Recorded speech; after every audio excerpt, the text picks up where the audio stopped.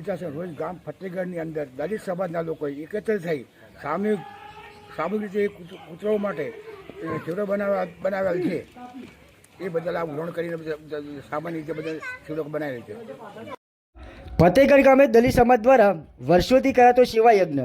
ઉત્તરાયણના તહેવાર નિમિત્તે ફતેહગઢ ગામના અનુસૂચિત જાતિના તમામ લોકો દ્વારા શીરો બનાવી કૂતરાઓને ખવડાવવાની ચાલી આવતી આ વર્ષો જૂની પરંપરા છે.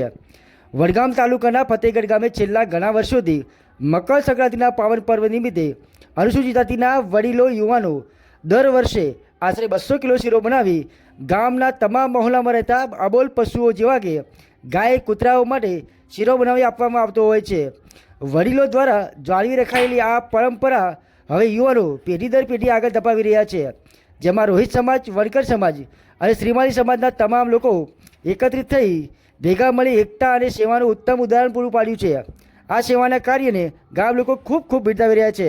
અમારી ચેનલ લાઇક, શેર, સબસ્ક્રાઈબ કરવાનું ભૂલશો નહીં. જોતા રહો AK ન્યૂઝ ગુજરાતી, વડગામ, બનાસકાંઠા.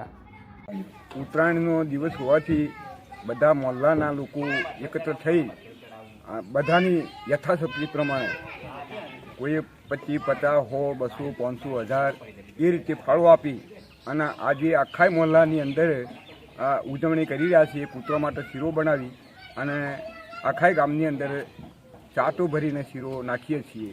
એ અમારો દર વર્ષનો પ્રોગ્રામ હોય છે.